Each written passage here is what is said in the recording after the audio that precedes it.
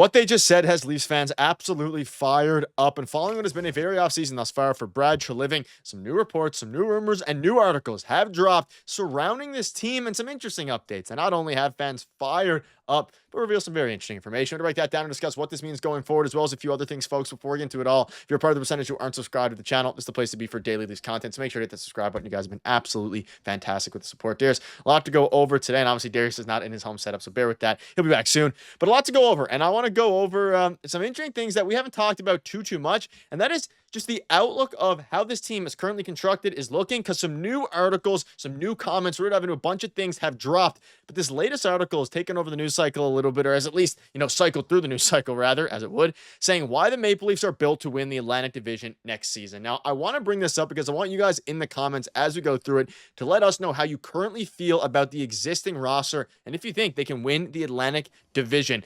And it's going to be interesting. Basically, let's dive into the article and then we'll dive into our thoughts here. Next season will be different for the Leafs and their roster makeup, but one thing that remains are the expectations and the ability to be contenders. We know they've built the roster with more physicality and to play with a harder style. They lost Mitch Marner. They replaced him with Joshua. They replaced him with Nicolas Roy. And now, Darius, their goal remains the same. Regular season-wise, win the Atlantic Division. Maybe obviously compete for winning the Eastern Conference, but winning the Atlantic Division is number one. And then two, actually making a run in the playoffs. How do you feel? And also let us know down below in the comments how you're feeling, because I got a little bit, excited about this article because of the fact that Leafs hockey is starting to inch closer and closer to a return. Yeah, we're getting closer to the start of the regular season. I think if you look at the Leafs offseason, let's start there. We've been talking about it a lot. Some of the moves they've made. Obviously, you lose a 100-point player and a player that can play in all situations, but you add a couple guys to your bottom six. They're going to add more goal scoring in your bottom six, not just in the regular season, but in the playoffs as well when you really need it. And I do truly believe that. I think Dakota Joshua is going to have a lot of a better year this year. It's going to be a lot better. Obviously, you missed training camp, and we know what happens in all sports when you miss training camp, right? So there was that. Obviously, Nicolas Roy, you have a true third line center now. So I'm excited for stuff like that. The roster, of course, you're never going to replace Mitch Marner 1-to-1, but I don't think that was the plan anyway. So I think they're one piece away still, right? I think a lot of people, I don't want to say everyone, but a lot of people can agree that they're probably one piece away still. But when you look at the outlook of the team, last year I said, they're probably going to take a step back with Craig Berube. I said it on the channel, and I'm not going to pretend like it's not there. If you want to go watch it, it's there last year, right? I said they're probably going to take a step back in the regular season. That wasn't the case at all. They were much better of a team, right? They were more disciplined, and obviously went into the playoffs, and what happened. But if you look around the Atlantic Division, Tampa's still very much in the mix for me, right? Boston Bruins, they're not really for me. The Ottawa Senators are definitely going to contend, right? They're going to be up there with the Toronto Maple Leafs. I think they're a lot better of a team than a lot of people realize. The Florida Panthers are going to be missing Matthew Tkachuk. They kept their entire lineup together through the offseason, which I still have no idea how they did that, but they kept their whole roster together. So they're going to be in the mix too, but obviously they didn't win the Atlantic last year, finishing in third. So I feel like the Leafs still have a really good shot to win the Atlantic heading into this year, because even last year, I think a lot of us would agree, again, hindsight's 2020, that they were probably going to take a step back with the stylistic change that Craig Berube was going to bring. But, heading into next year, I feel like a lot of players are going to have to maybe not necessarily change the way they play, but change the way they think. And, one of the top goal scorers and point getters on this team is gone now. Yeah. And I actually said they were going to do better in the regular season, but ultimately the reason they brought in Berube was not for the regular season. And you said you think under Berube last year, before the season started, that they would do better in the playoffs because that's what his game is built towards. They ultimately kind of did both. They did better in the regular season than they did in previous years. And they really did technically better in the playoffs, though it still led to nothing really impactful. They took the Stanley Cup champions to 7 games. But next season is the big year, and I've been showing these lines here. The team is really good. Is it better than last year? I don't think so as constructed. You obviously lost Mitch Marner. You got deeper in the bottom six. You got Joshua. You got Roy. You have a full season of Scott Laughton where he's not thrown around and traded halfway through the year. And obviously that's going to help. You got a better defenseman in Brandon Carlo, all these different things. Even your depth defenseman in Henry Thrun, probably replacing what we saw minutes-wise from Philip Meyer last year. That's a big upgrade, at least in my mind, especially as a young player. But none of these guys are ceiling movers, and that's the biggest question. So then you start to look at some of the other things. The goalie tandem, I think that's obviously a huge, that is a ceiling mover, right? The goalie tandem, the defensive upgrades, getting Brandon Carlo and things like that. They also, something sneaky there, you can see at the bottom, they have some prospects that could actually sneak their way into the team. Guys like William Villeneuve, who we discussed here on the channel, Marshall Rafai, potentially a bit more doubtful on that. But the real difference maker here, whether they're going to win the Atlantic or not, to me, is two different things. It's Anthony Stolarz, who said that his goalie coach this summer, or said rather to his goalie coach this summer, that there's unfinished business on the table.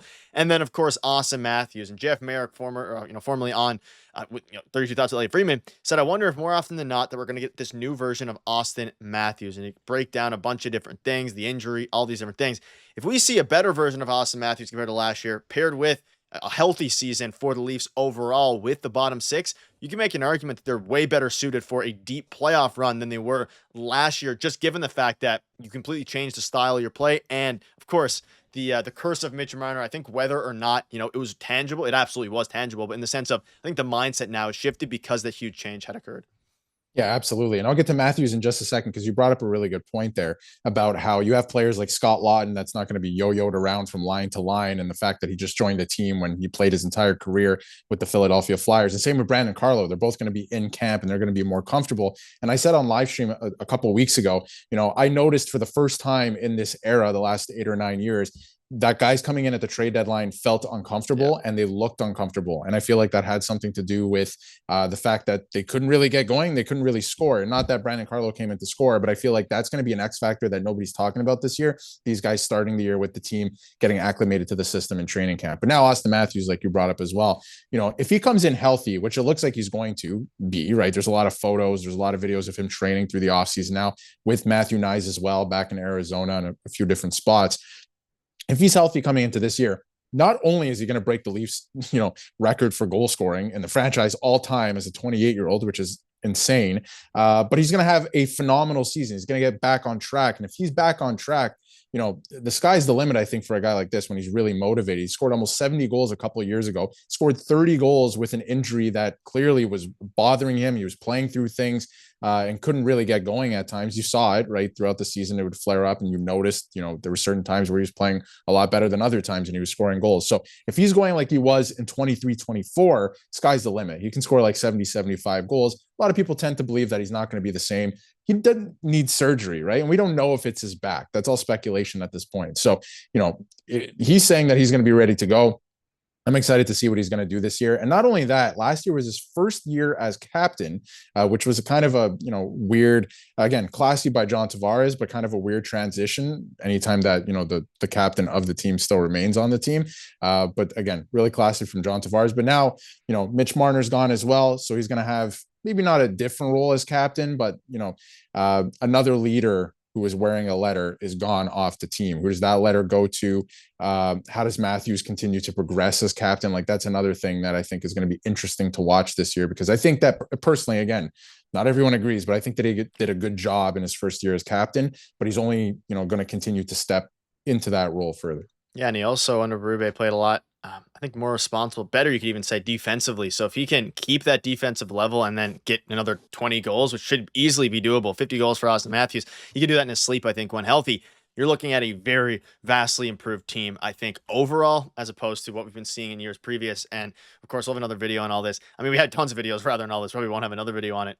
Marner leaving changes the mindset of these star players that have been around the whole time. Whether that's, I think Riley as well, someone who could even benefit from, and not Marner departing necessarily, but a bit of a fresher start with the new team and a bit of the, cloud and the foggy cloud that has been under the Leafs for the past handful of seasons following really 2021 against the Canadiens. But that'll wrap it up. Let us know down below what your thoughts are on all of this. Do you want to see the Toronto Maple Leafs? Obviously, you want to see the Toronto Maple Leafs win the Atlantic Division, but do you think they're going to win the Atlantic Division? Where do you leave your predictions? Let us know down below. See you guys later.